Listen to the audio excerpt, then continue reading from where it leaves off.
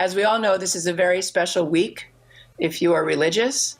And we have two of the leaders in our community in East Hampton here with us to talk about what it's like going into this very holy week for those who observe. Our guests today are the very Reverend Denis Brunelle from St. Luke's Episcopalian Church and Rabbi Josh Franklin from the Jewish Center of the Hampton. Welcome. Thank you both for being here. I know that we're here in a way virtually. Father Brunelle, I'll start with you. First of all, welcome back. I know you've been away for several months. Tell us what's the state of everything at St. Luke's Church now. I know this is a new world for all of us. The bishop, who is the overseer for all the Episcopal churches on Long Island, closed down the churches when the first order came down from the state. And we've been closed down for over a month now. And right now the close down is supposed to last, unless that changes, till May 17th. So it's been a locked church. No one's been inside except either Mother Leandra, my assistant, or myself to do the Sunday service, so that as we do the Zoom modality for worship, they have the church in the background as kind of a way of placing themselves within the sacred space. We began Holy Week yesterday. We had about 100 people at our 10 o'clock service and maybe about 30 at the 8 o'clock service on Zoom. The hard thing that I found with the Zoom is that it tells you how many have checked in, but then there are a lot of couples on the one check-in, and so trying to get the number down is the hard part in all of it. I understand that. Well, so Rabbi Josh, I know that you have been using, obviously, social media at the Jewish Center in a variety of ways. Tell us what's happening at the Jewish Center these days, and how are you communicating with everyone? Sure. I like to say we're not closed, but we're virtually open. And that is, we have our entire community that is now online in every which way that you can possibly imagine. Of course, we've already been doing social media and emails, but now all of our classes are virtual through Zoom. Same with all of our worship services on Friday and Saturday for Shabbat. And this week we're doing, for the first time ever, Zoom Passover Seders. Passover is the time of the year where we normally gather with our family and our friends, and tables can be as big as 20, 30, 40, maybe even 50 people. We normally do a second night Seder in our sanctuary, and clearly none of that's happening this year. Families are apart, but we're going to try to be at the very least virtually connected to one another. We've been doing the best that we can, and it's a new medium from which we are forming community. How is that working out?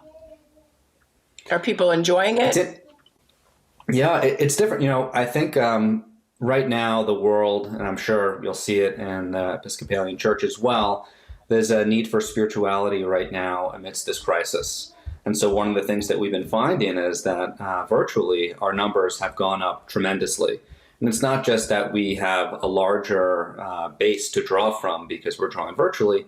I think that it's more people need to engage because there's a spiritual void and there is emotional health concerns that are going on within the community right now. And that's why we're seeing an increase in participation. We're seeing tremendous numbers on Zoom. In fact, we've had to upgrade our account in order to accommodate the number of people that are joining us.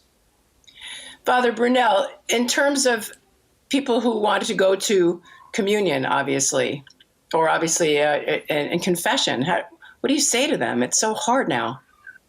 Well, we don't have the amount of individual confessions that, say, the Roman Catholic Church does.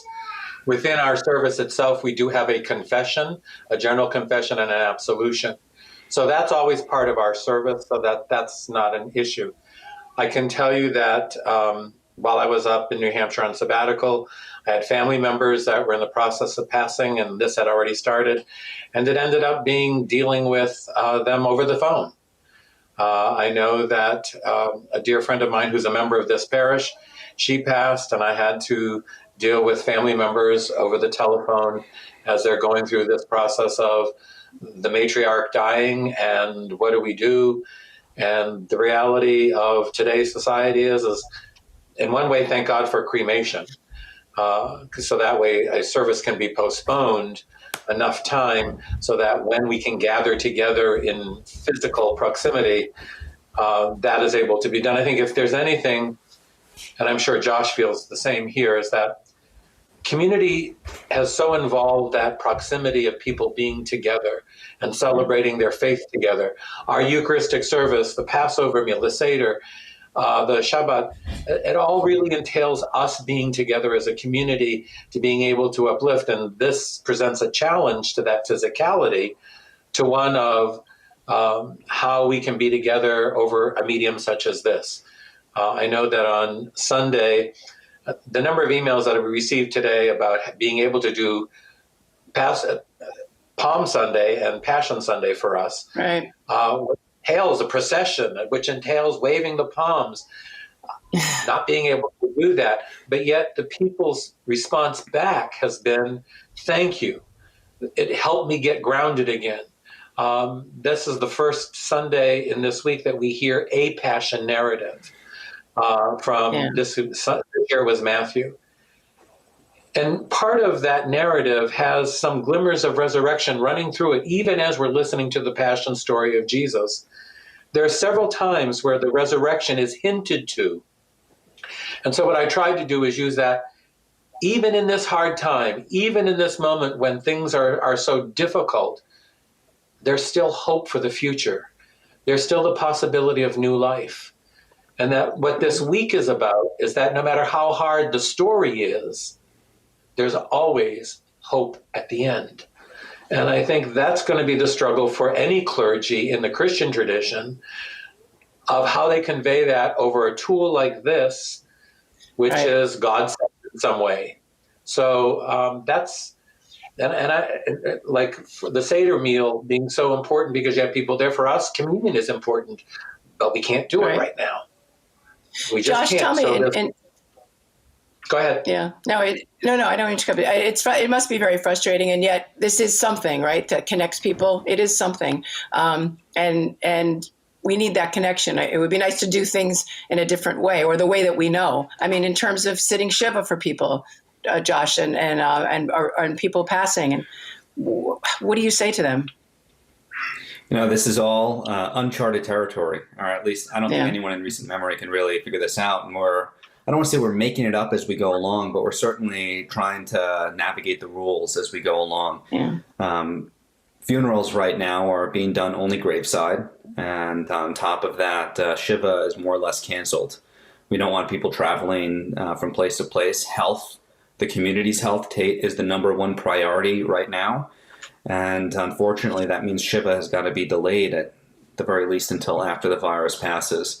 So there's so many things that we can't do the way that we normally did them.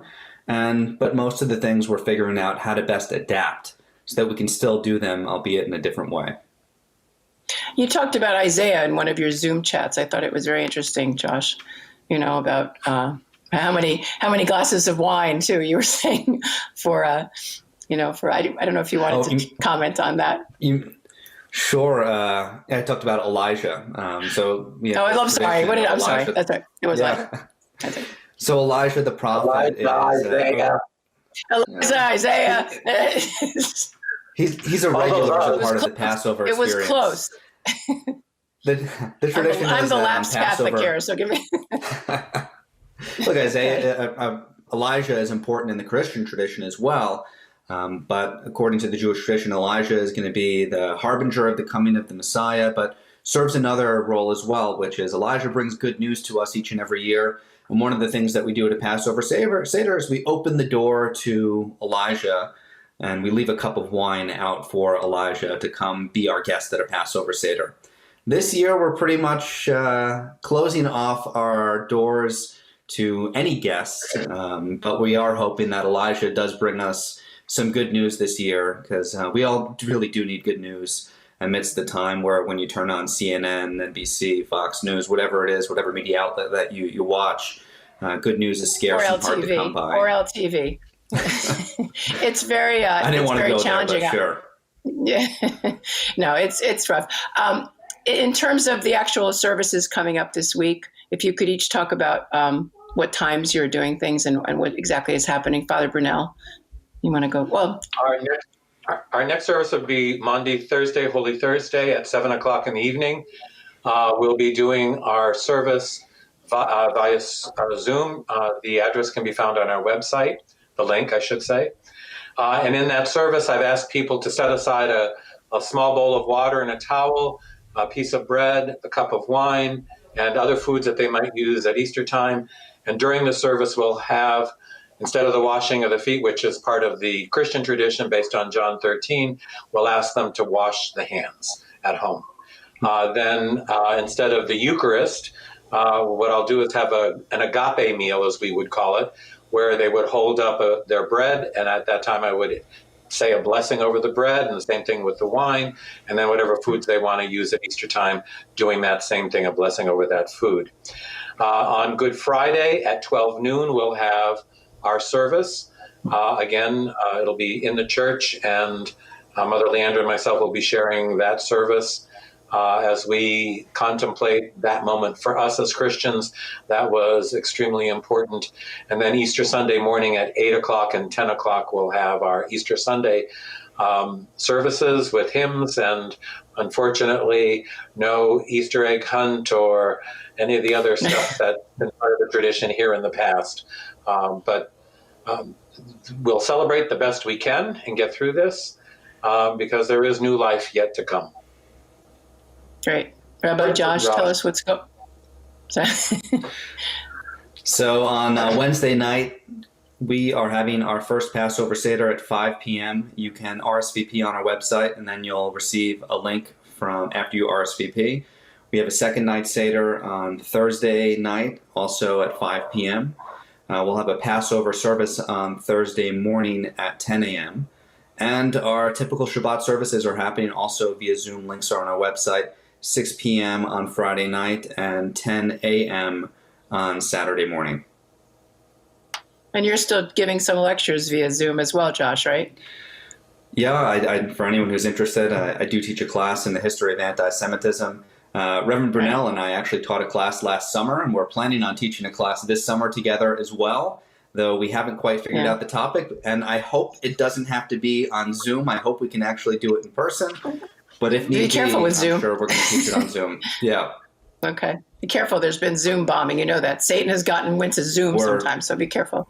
Yeah, I'm sure you're aware. We're aware. We've been increasing our privacy measures.